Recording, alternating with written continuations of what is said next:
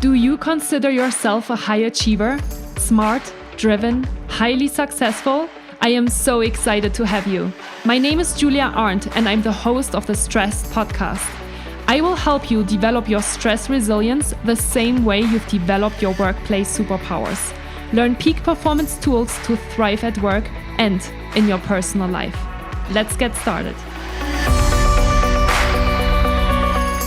Hello, everyone, and welcome back to the Stress Podcast. I'm happy to report that my voice sounds kind of normal again after being sick for 2 weeks and listening to myself with a congested voice. And we have a wonderful next podcast guest that I am super excited to have on the show today, and it is Stacy Mayer. Hi, Stacy. How are you today? Hi. So nice to be here. Thank you. Yeah, I'm really excited to have you. And as I received your email and saw the topic that you are sharing with the women of the world, I was like, what a cool topic and what a cool job to have.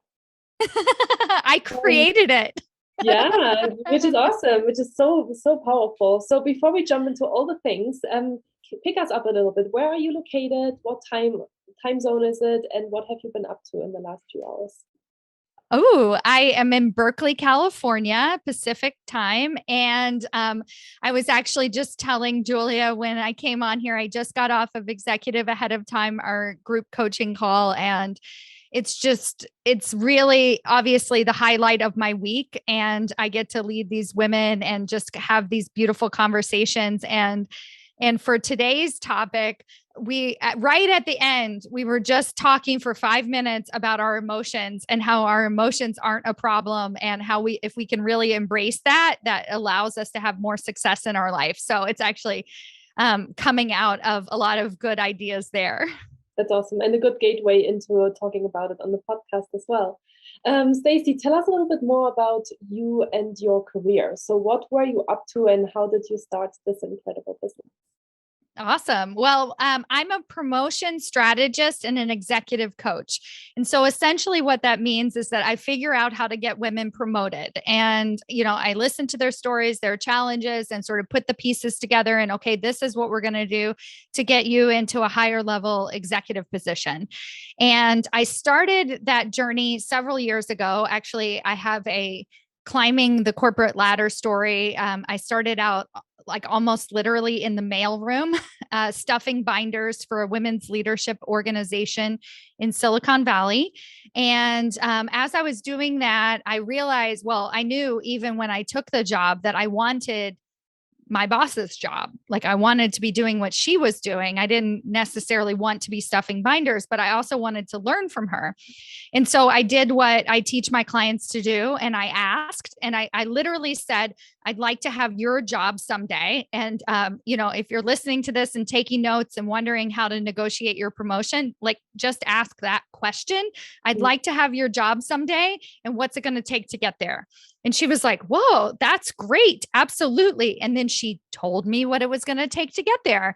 And so I ended up coaching for her. I got my executive coaching certification and worked for her for several years as a coach and facilitator for this women's group. And then I decided to branch out on my own. And when I did that, I was asking myself, okay, what is it that differentiates me? How do I want to position myself? And the biggest thing that was standing out to me is that even though the women that I had been coaching were getting what I call more kudos at work, there are often no problems with performance, delivery. And I think that this is why, and we can talk about this today if it's interesting, but this is why imposter syndrome has taken off, because they're like, well, if it's not their delivery, if it's not their performance, then it must be imposter syndrome, right? And I say it's actually really, they don't have the tools to get promoted in a world where the other people who are getting promoted don't look and act like them. Right. And so there's a different set of skills. So I specifically focused on coaching women to get promoted into higher level positions.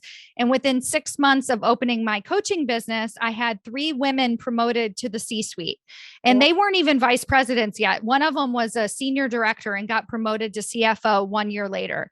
And so then I was like, oh, I'm onto something here. And let's figure out what this process is and get this process out to more and more people. And this past year in November, I released my first book, even getting that out to more and more people and your listeners as well. Yeah. Yeah. Tell us about the book. It stands right behind you. Yes. It's called Promotions Made Easy, a step-by-step guide to the executive suite. And it basically outlines the entire process that I teach all of my clients, and it works over and over and over again. And it really simplifies and explains the undefinable, that process to get promoted that kind of seems outside of our control.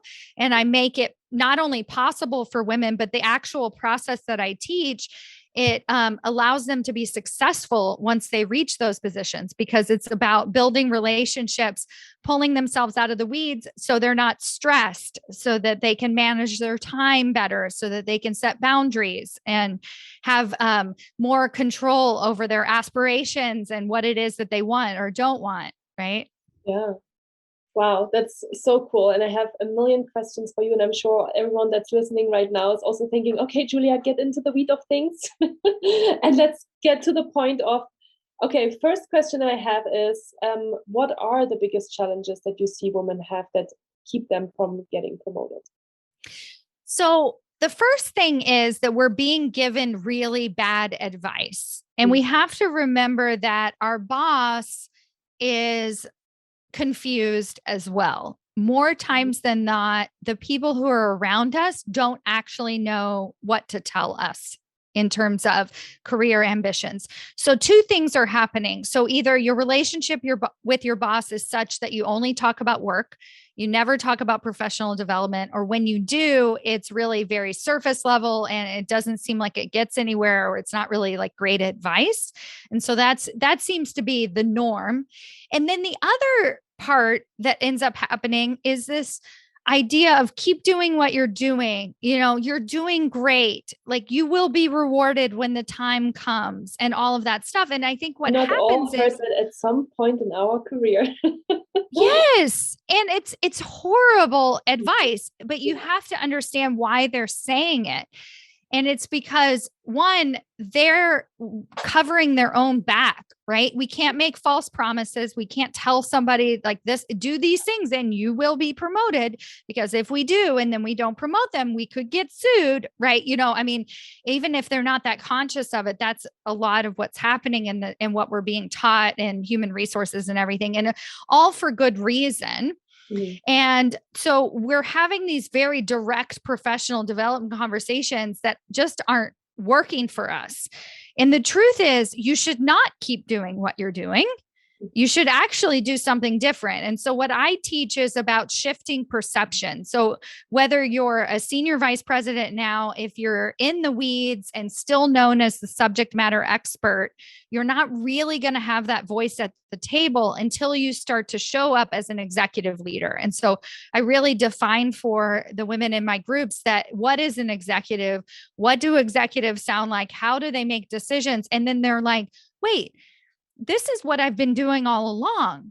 The difference is it's not how I'm communicating. I'm not actually saying those words out loud. And so that's the key difference. And so once they're able to see what it is, the subject matter expertise and relying on what you're good at, that's really holding them back, now they can go after promotions in a very different way. Interesting. So it's not really about the questions that they're asking in their professional development conversations. It's really more about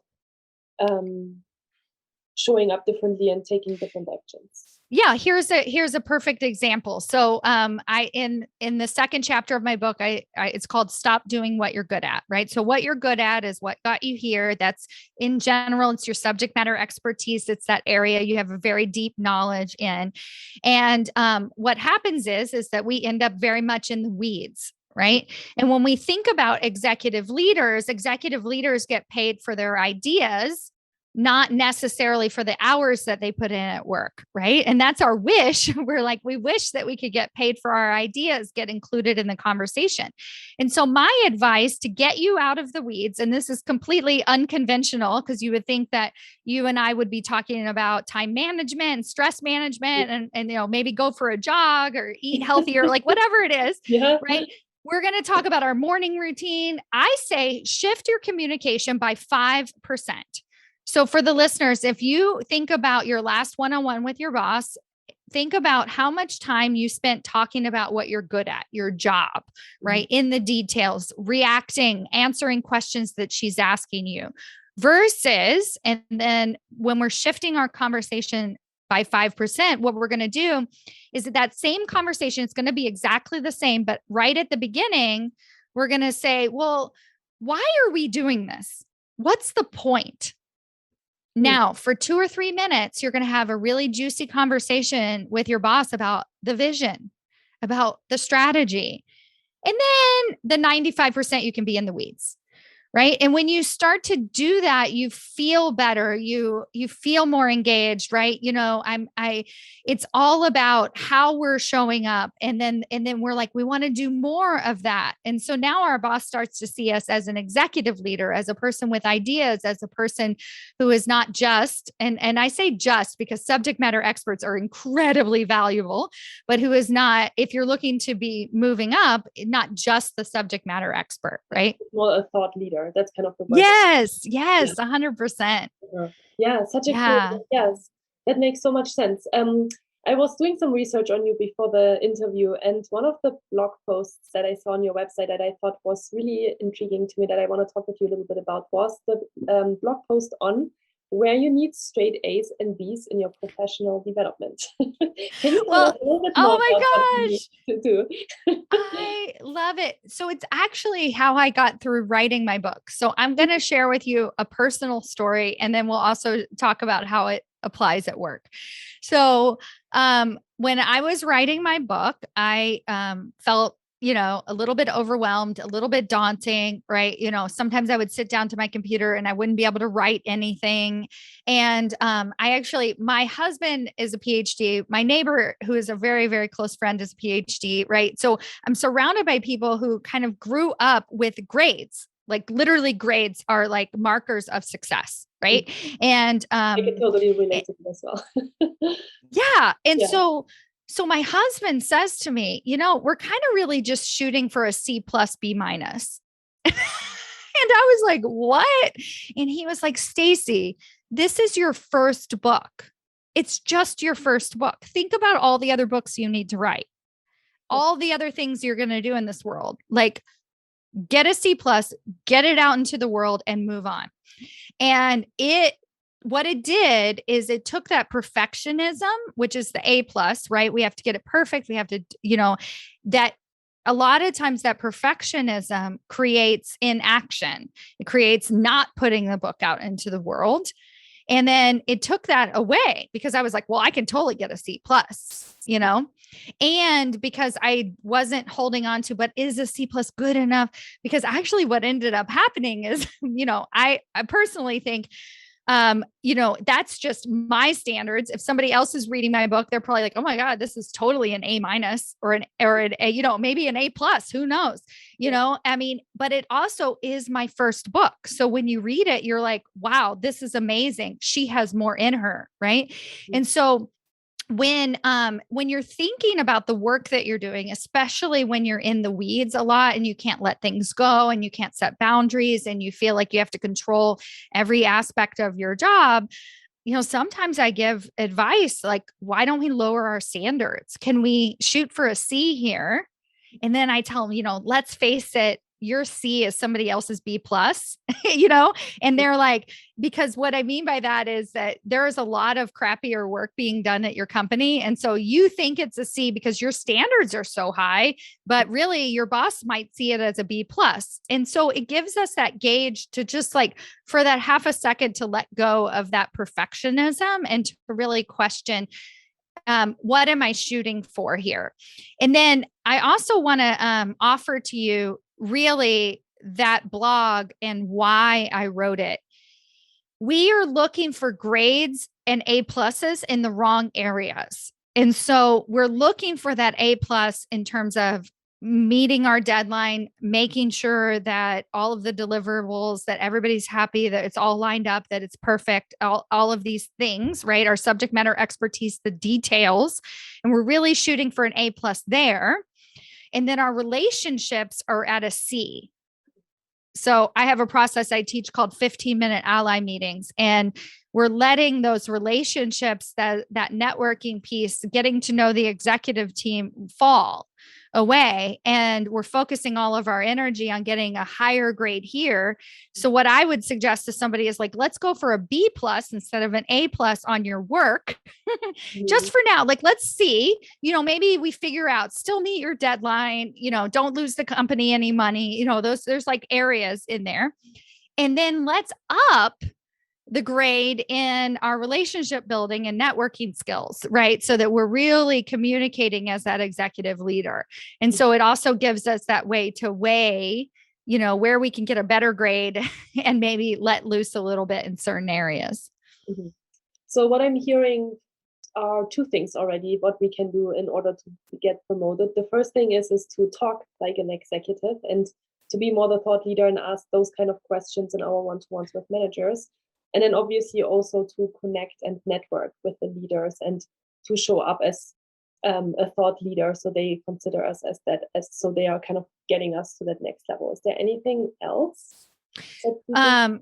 Yeah. So there's a third piece, which is about ambition, I think. But I wanted to just point out before we move on, which I love, because we've been told for a very long time that in order to be successful, we have to talk more like an executive. And I think that can be a slippery slope where we're not really bringing ourselves into the conversation. So we like kind of pretend or fake it till we make it, or be more like a man. And I think what happens for women in particular is that we get promoted and then we don't have success because we're too aggressive, or we're too, outspoken. And then it's really off-putting to people. And maybe it's also because it's not who we really are and we feel very uncomfortable doing it. So we are being too aggressive. And so to that point, like, yes, I agree. It's about talking more like an executive, but it's really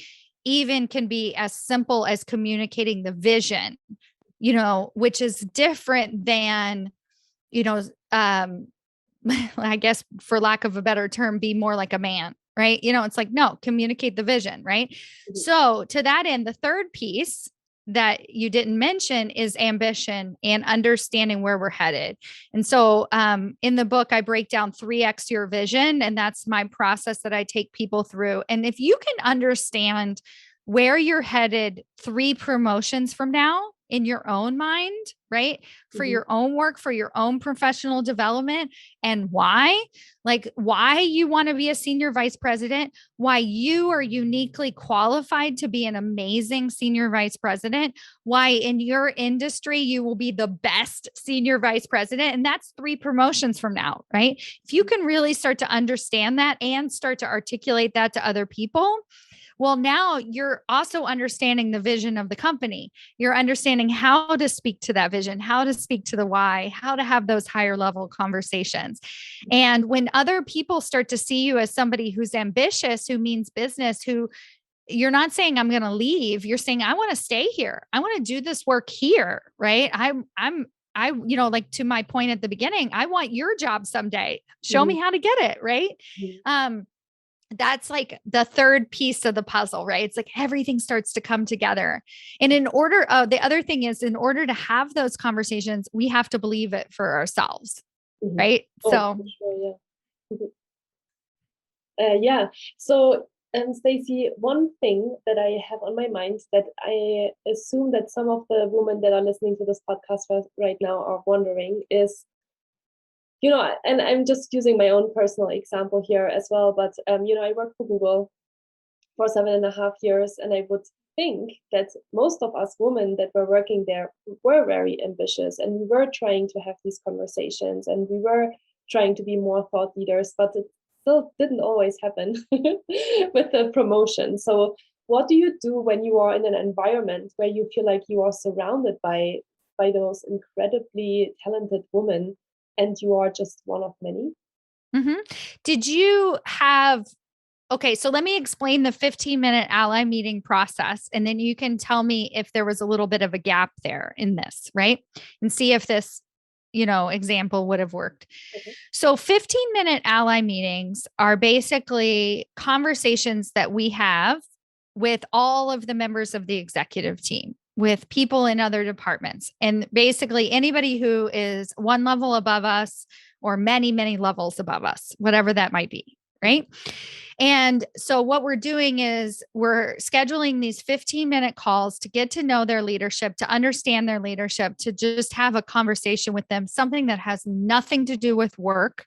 They're short, simple, sweet, in and out. And then we're doing it again the next month. Like we're picking the top ones and we're doing it again. And then the next month we're doing it again. And we're having these one-on-one conversations with people. So we're not talking about how ambitious we are. We're actually just we're showing up, we're engaging in conversation. So my question to you is, do you feel like that was happening a lot? Were people having these more intellectual leadership mentors, things like that on the sides on a regular basis? I think people were definitely trying to have these meetings. Mm-hmm. I wonder, how well structured they were, or like what kind of conversations were actually happening during these conversations. But especially as people were going towards the promotion, that's usually everybody knew, okay, I have to talk to the leaders and I have to be kind of minds. Awesome. In order to this is so perfect because you just pointed to the problem. Right. And so I'm glad that we're dissecting this, because you can listen to this and you can be like, well, that's what I'm doing. Right. So there's a couple of challenges to what you're saying. One is never wait until it's time to do this, like performance review or promotion time. Like, are you kidding me? Like, no, never. Right. It's sort of like the annoying person on social media that only shows up when they have a launch, right? When they only want to sell us something, but then the rest of the year, they're like kind of disappear and you can see right through it. It does not feel good. Right. So there's the problem of that. It's just inherently problematic, right? And sometimes it might work, but it's really like this hard negotiation, right? It's not a soft negotiation, like genuinely getting to know people, right? And so by that hard negotiation, then it's like, well, I have this ambition. I expect to be vice president. And they're like, well, that ain't going to happen, and then now you're having this sort of conflicting conversation. So there's that piece. And then the other piece is that, 15-minute ally meetings are meant to recreate the water cooler conversation, at Google, the pool table, the after hour drinks, right? Like the working until 9:00 at night and you're kind of still there eating dinner, right? For women in particular, this type of networking doesn't work for us. And we try and do it. And then we kind of get annoyed. Like, why didn't I get invited to the camping trip or the golf club or the whatever? Right. And so we try and insert ourselves into that. We don't feel comfortable with it. Sometimes it works. And what's happening is, again, we're not bringing ourselves to that conversation. Right. And so when we literally bump into somebody in the hallway, it's just the two of us. It's kind of the most natural we could ever get. Right. It's the most like our guard is down. We're not advocating for promotion here. We're getting to know them. Right. And it doesn't have to be like talking about our dogs or our children, but it can really be like, oh my gosh, that meeting yesterday was brutal. Right. Yes. It could be anything like that, where it's just this normal, casual conversation. And that is so important, because when we think about how trust is built, it is built through commonality, right? Like liking somebody. So when we look, act, and talk like the other people, we just like them without trying too much, right? I just like them, right? When they're at the golf outing every single week, we kind of just like them better. You might not be talking about work. We just like them, right? And for women or people who aren't like the rest of the room, we have to do it differently. And I think that's actually okay, right? Because I don't want to be like everybody else, and I don't have time for golf outings and bar trips and all this stuff, right? I don't even have interest in it, but I do have time to do these 15-minute meetings. And so some of it is like, how are you using that time? And the nature of 15 minutes is that they're only 15 minutes. So the first thing I see people doing wrong is they're doing them for 30 and 45 minutes. And what happens is you go into work, you start talking about other things. If it's somebody who's really high up, like 2 or 3 levels that you really admire and you feel very nervous around, you're going to end up putting yourself lower, because you're going to start to ask them questions like, can they guide you? Can they mentor you? But from this like needier place, these are like 15 minutes. I'm at the water cooler. We're equals, and in and out. And then they're like, oh, I want to talk to Julia again. Right. And then you're like, yeah, great. Let's get on the calendar again for next month. Let's do it again. Right. Leave them wanting more. That's how trust is really built. And so, there is that aspect with, we can always do better. Right. Every person that I've met who works in an ambitious environment, and it's not working out, I figure out the thing that they're not doing. And sometimes it's not the environment, right? This is not the place for us. It's time to move on, and it's time to find another place that fits a little bit better. Mm-hmm. Yeah. You mentioned one or two important things that I want to highlight. The first one is that, when there are 2 or 3 levels higher, that, you almost get a little bit of that, what is it called? Like this, not stage fright. When you like a celebrity, when you're like meeting a celebrity and you're a little bit like speechless. What is it called? I was thinking starstruck or whatever, starstruck. like that's that. Exactly Yeah. what I was looking for. Yes. I feel like sometimes you get a little bit starstruck, right? Because there are these leaders, they're super high up, and then you set up a meeting with them, and already you're probably thinking, who am I to like block 15 minutes on their calendar? And so there's that level, and I'll get to that back in a second, but there's that part. And then oftentimes these leaders also have assistants that you have to kind of go through and get gated through, so it's not just that you can throw time on the calendar with them. It's you have to go to this assistant and ask for time, and then give obviously a very good reason of why you want to speak to them. And so that might work for the first month, but then I wonder, how do you keep having these conversations and keep the leader as engaged to have them want more? So, okay. So there's a couple, I'll just answer the last question directly, which is in the meeting itself. So you've only got 15 minutes at the end of the meeting, and you're going to honor that time. The only reason you're going to go over that time is if that leader tells you they want to keep talking, but you do not keep talking like 15 minutes. Like, and you even say it like, I respect your time. And you're going to say, let's do this again next month in the meeting, not back at your desk. It's like the worst, right? And it's not just because of the gated assistant. It's like, it's because you have to email that leader over and over and over again, and then you just give up, right? So in the meeting, you're going to say, let's do it again next month. And they will say no. Like a lot of executives, they're really good at setting boundaries. And usually what they'll say is, how about once a quarter, right? Great. Fantastic. Like, how awesome is that? Right. And then you'll say, can I reach out to your assistant? Yes, absolutely. And right. Like now you're just done. You move on. Right. So get the permission from the leader itself at the beginning, right? Now you're emailing the assistant and you're saying such and such told me to email you, and we're going to get a recurring meeting every quarter, or whatever the rule that was set for that meeting. The second piece is, in terms of conversation, it's actually a lot easier than you think.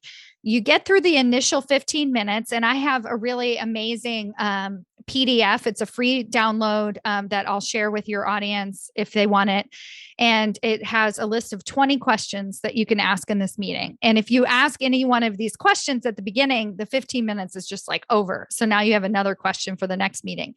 But what you're doing is you're looking for breadcrumbs.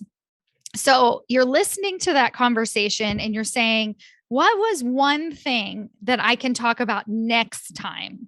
right? So it's just, you're just following the breadcrumbs. You're not thinking, how could I possibly fill a whole year of monthly one-on-ones, right? No, you're thinking one to one to one to one to one. And even better if you have a coach or something like executive ahead of time, or you're in my program and you can just say, Stacy, what do I ask the next time? Like that's ideal too. But that makes sense to you, right? Like how you could literally like get through these channels. And then back to your starstruck. So I know that you don't shy away on this podcast from mindset and what we're thinking and how we see ourselves and how we view ourselves. And this is, this is our work. Like this is much harder than scheduling the meeting, right? And it's, I was actually talking to a group last week at MBA students, and we were talking about this. And I actually said to them, the idea that somebody is better than somebody else is a terrible idea. Like really, like, and so if we kind of sit with that, like one human being is more powerful, like we can admire that person. We can be in awe of another person, but like, do you really think about it? Right? Like, is that the world that we want to live in? Sure. It could be the world we do live in. Right. But as I get promoted into higher levels of leadership, I don't want to have power over people. I want to have power with, right? I want people to come up to me. So the people that you're going to have that 15-minute conversation with somebody who's just a total jerk, and you're like, I never want to do this again. Luckily, it was only 15 minutes and you're just going to move on and you're not going to ask for the next one. But 90% of them are they love it. Right? They really do. And what got them there? Other people, other relationships, building trust with executives, right? Most of the people didn't do this anything amount of success on their own, right? So they get it, right? They understand it. And so first of all, the mental work is just like, like, really, is that true? Like, do they have power over me? Am I really not going to schedule this meeting because they're better than me? Right? And really just show up truthfully. Like we don't have to posture, but just show up as who you are, as like Julia, who's like really freaking cool and like deserves to be here. And thank you. And really, I honor your time. Thank you so much. And even the 15 minutes itself honors their time. It says, I respect your busy schedule. I respect your life and all of the other work you're doing. I only want to take 15 minutes of your time. And they're just like, yeah, that's great. And the biggest thing I hear is, nobody's doing this. Like, if you were still at Google, you'd start to see, you're like, they're not doing it like this. They're doing it this other way, but not like this. And so you start to be that person who shows up a little bit differently and people notice. Yeah. And I'm even thinking what's really powerful, because I thought exactly that, at Google, and I know that it's the same at Facebook and like at other tech companies, where, it's usually 30-minute meetings, not 15-minute meetings. And you could even think about a friend that also wants to do this experiment with you and just be like, hey, let's schedule 30 minutes with this leader and each of us gets 15 minutes to kind of get back to, I love it. How cool are you? And I would also be willing to schedule it for 15 minutes. Yeah. If they put it in the calendar for 30, fine, but like ask for 15, right? Like, who cares? This is like, Yeah. Oh, I love that. You're bringing up so many important things. That's really great. Tell us a little bit more about the emotional part, because that's kind of how you started the podcast today, about how you are talking about this and that emotions can get in the way, or imposter syndrome. How can we rewire our brains in that direction? Yeah. So managing my emotions is my life's work. And it's, in one way, it's because I have always been in a very emotional person. I was an actor, and, and I like to express myself in big ways. And when I was in my career, I worked at a hedge fund in New York City. And I often was like, this is not my passion, and so it's sort of like these sort of emotions that are big, and they often got in my way, right? Because I was like seeking or wanting things to be different or like wanting to be happy and all of these other things. And in the last 10 or so years, what my work has been is to understand how powerful I really am. And I call it authentic power. And I was, I have a podcast as well, and I've been interviewing lots of leaders that are not like the rest of the room. And they would use this term authentic, and that's what got them to the top, right? That's what got them to success. And I was like, and always from the beginning, just like you, I ask really good questions. And I'm like, really? Because being authentic is kind of like the opposite of what you would think when you don't look like the rest of the room. It's like, you don't want to be more yourself. And the way they were really describing it was authentically powerful. And so for me, I have to manage my emotions around what I'm actually capable of.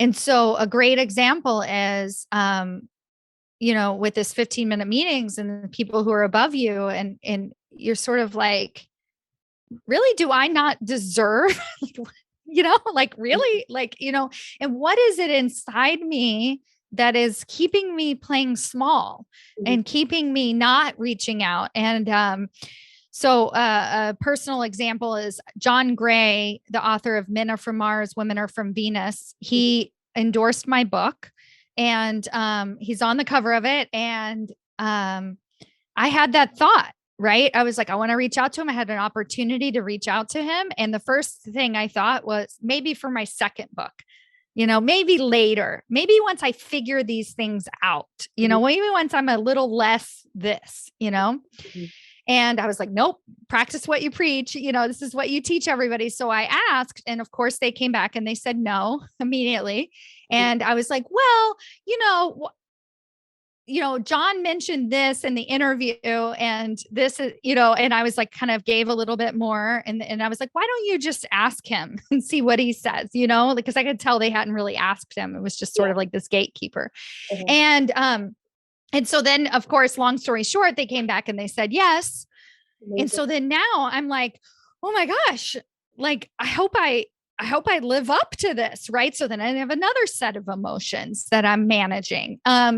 But all along the way, I said to myself, like, am I comfortable with being powerful, with being seen, with putting myself out there? And the answer is always, always yes. Right. Yeah, but you have to if you want to get promoted, right? Yeah. And, and a lot of, another piece of advice that we're given as women is that we're too nice. And, that's why we're not getting promoted. Like, they don't really say that as directly anymore. They would probably just say, keep doing what you're doing.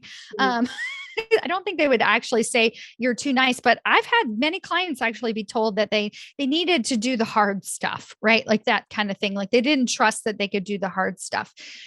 And what I'll tell my clients is that, there is a truth to that. You're not being powerful enough. Like you're not actually sitting in what you're not trusting it. You're not trusting yourself and your power.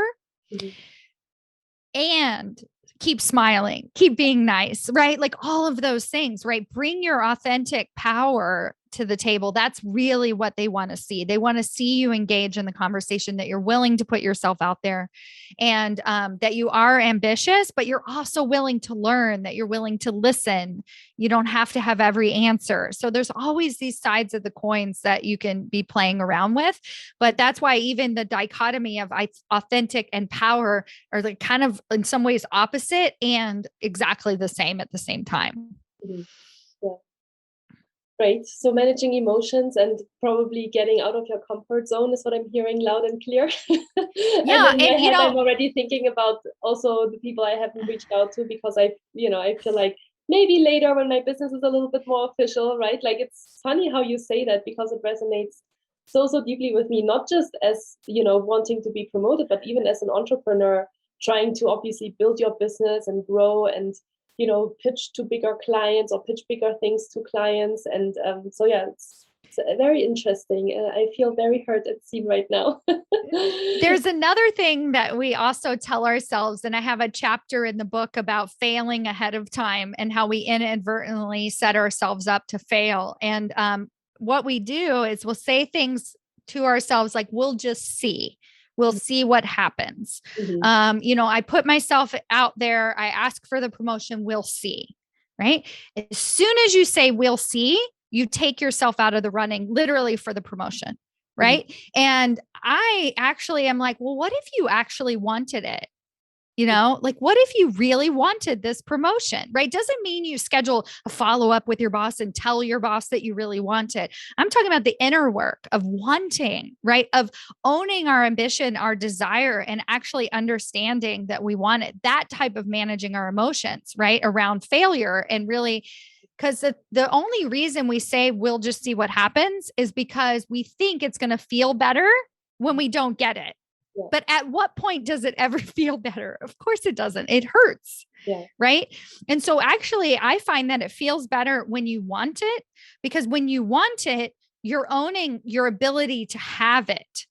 Right. And so then that way, if John Gray tells me no, but I was like, seriously, I was like, no, I really want this. Like, no, actually, I think it matters. Oh, I'm going to actually go for it. But even if he told me no, I'd be like, next. Okay. Who else? Who else? Like, really, I mean, and it helps that it's like elevated way of managing our emotions where we have worth inherently and we have value, and we're going to make things happen for ourselves under our own terms and do the work. Like, I still wake up and I cry and I get nervous and I freak out. And then I'm like, okay, deep breath. Let's do it again. Yeah, exactly. That's what I was thinking, that as you're doing the inner work, then you're showing up differently too, right? Because you're more convinced about the skills that you have to show in order to, again, show that you are a leader and that you believe in yourself. Like, confidence is so, so important. I have one more topic, just because I really enjoy listening to you, Stacy, and I think you're having so many amazing things to share, and I want you to share it with my listeners. You talked a little bit about emotional intelligence as well. So emotional intelligence has been shown to be there's a direct correlation between emotional intelligence and performance. So actually, in my program, there's a part on emotional intelligence as well, because it's just so important for performance and productivity. How do you think about emotional intelligence as you are climbing the corporate ladder? So one of the pieces, like the first thing that came to mind is the concept of judgment. And so I might take a different approach to this, but in theory, we want a more diverse leadership table, right? Like, we totally do. And we want to have inclusivity at the top. Yet we bring our own projections into conversations and we judge, right? We judge our boss thinks this of us, or our boss thinks that about this, or, it's like all kinds of judgment. We judge ourselves. We judge. And so when we look at the quadrants of emotional intelligence and really specifically, like even self-management, relationship management, we really think of the external focus of it. If we can look and really just like not judge, that opens up emotional intelligence, right? And one of the things that I love about judgment is I really don't think that it's an emotion. And I have Brené Brown's new book over here, and I love looking at all the emotions and the way she has everything laid out in it. And I don't think judgment is in there. It's not considered an emotion. So when we think about emotions, we think about good, bad, we need them all. Anger shows us things, being upset, just as joy and passion and all of these other things. But judgment is kind of like 150% useless. Like, I really just don't think there's any value to it. It's like a learned behavior that's just not useful. And so if we want to get better at emotional intelligence, we could stop the judging and literally just like, poof, I think it's like the fastest turn off thing that we could just be like, oh, there I go. I'm judging again. Right. So what does that do? It helps us listen, right? So we have like, what are some of those skills that we want to do with emotional intelligence? We want to We want to engage. We want to meet people where they're at. We want to be more intuitive and responsive. We want to listen to ourselves. We can't listen to ourselves if we're judging even ourselves or them. Right. And so, I talk about like entitlement as being one of the critical things that keeps us from getting promoted, is being entitled to a promotion, right? Like, why, it's like, I need this, like, what, they don't care about me, right? All judgment, right? And it's like, or you could just say, well, maybe I haven't had the right 15-minute ally meetings yet. like maybe, I'm actually not meeting with my executive director, right? Like maybe I should schedule that call. And so then we let go of the judgment. Now we can engage fully with people and ourselves, right? And so when I look at the best leaders, the people who I admire the most, the ones who seem like I want to work for that person, you would qualify it as emotional intelligence. They have very high levels of emotional intelligence, and they also don't seem to judge. They kind of get it, Mm-hmm. They're more human. Yes. Yes, exactly. And that brings me to the last question that I've been having, which is, so does this only apply to women, or have you had experiences with men as well that gave you the feedback that this approach actually works for them too? Yeah. Well, when I first started out, I really focused on underrepresented people. So it was like men, women, it was basically anybody who didn't look or act like the rest of the room. My book is targeted to both as well, right? It's just, but the difference between underrepresented people and people who look and act like the rest of the room is back to what we talked about before, which is trust is built inadvertently, right? So you will see people get promoted for literally no reason. And you're like, what? The reason is because they built trust. Why? Because they look and act and talk like the other person, right? And so I really think the skills that I'm teaching, what we're talking about today, is very important for people who don't just have that trust just automatically built in. And then what does happen is for non-minority leaders at the top, the biggest thing that I teach that's helpful for them is getting out of the weeds, right? And it's like, we can't be an effective leader if we're on the basketball court, if we're solving every problem for everybody and things like that. So definitely, that's still a very important skill. And then the other thing I will add to this is, as you know, as somebody who runs your own business, we can do whatever we want. And so if I want to run a business that coaches women to get promoted, that's what I'm going to do. But also, having that mission as an executive leader matters so much. And so I would ask your listeners, what do you care about? What are your values? What drives you? Is it, promoting this, you talked a little bit about thought leadership. What is your thought leadership? Because we all have that piece in us. And for me, it is really like my driving force. Why I wake up in the morning is bringing more diversity to the leadership table. And I'm all about, and so I will work with white leaders who support my mission, but it's that sort of support, right? Do you believe in that inclusivity? Does it matter? And are you on board with this train? Because that's the one I'm on. Okay. Very cool. All right. And so where can we buy your book? Amazon is the best place. You can go to stacymayer.com/book, and the Audible book just came out. So you can get the audio version and all the Kindle and all of that as well.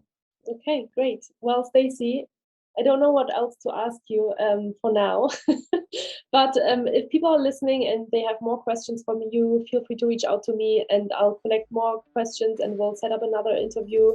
I think you have a lot of amazing things to share with the world. I'm very excited about what you're doing, and you have those 20 questions. Oh, yeah.